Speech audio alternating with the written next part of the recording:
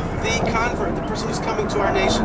Now, we Jewish people, we're very much living a world right now of kibbutz galuyot, of the ingathering of the exiles, right? We're coming together to our land. When I was born, there was 3 million Jews here. Now there are 6.5 million Jews that live in the country, all right? So we're definitely living in a time of kibbutz galuyot, of the ingathering of the exiles. But you know what? Coming to Israel for a Jew just makes sense. It's beautiful, great food, beautiful ladies, right? This place, mom and dad, right? It just makes sense to come here. It's like, okay, the Bible says come home, so we come home, right?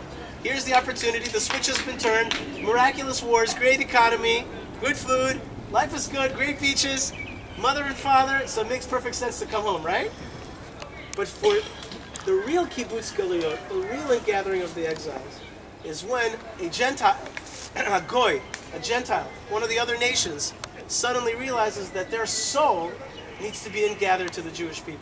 Born in a goy body, in a Gentile body. I don't mean that in a negative sense. I mean one of the nations.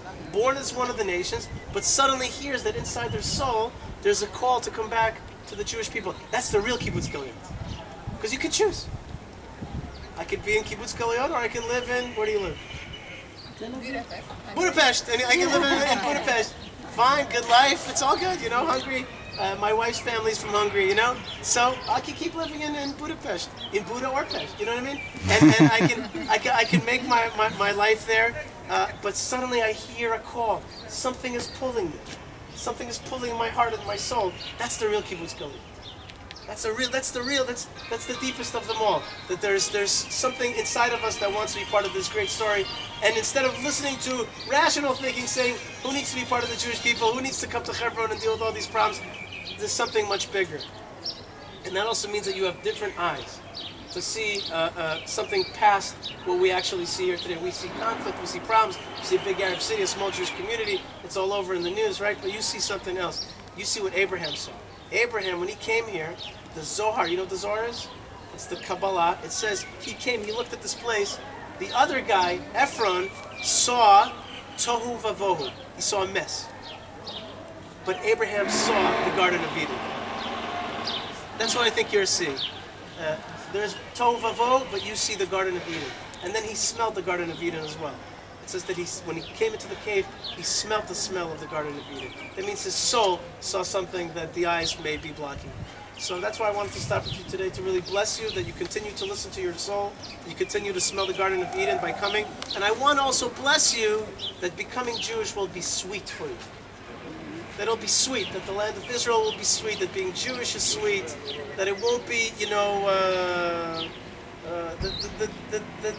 that you'll see sweet rabbis and sweet people, that you'll meet sweetness along the way. I bless that actually of everybody, that life should be sweet, and really that's the greatest gift of all is life.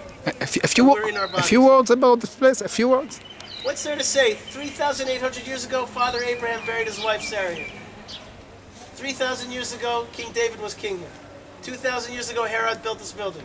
1,000 years ago, Maimonides came and prayed here in 1165. 500 years ago, Jews came from Spain and started rebuilding this place. We existed here until 1929. A horrible jihadist, Nazi-type pogrom riot destroyed the Jewish community in 1929. The synagogues were destroyed. 1967, we come back and we rebuild. Now it's the #5 most visited tourist attraction in Israel.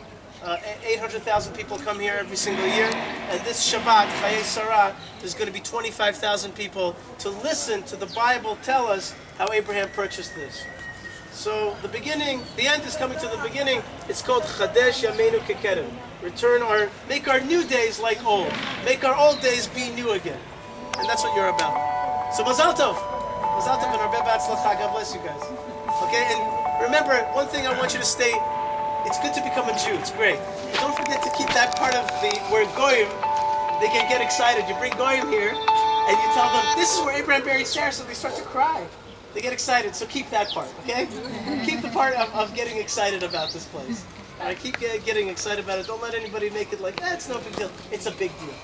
Okay, so open your eyes and see the big process of coming home. And the next step, we're going to do this together. Once you're done with your processes, let's beautify this place. let's make it what it's supposed to be, because we all have to keep the commandment of kibud avem.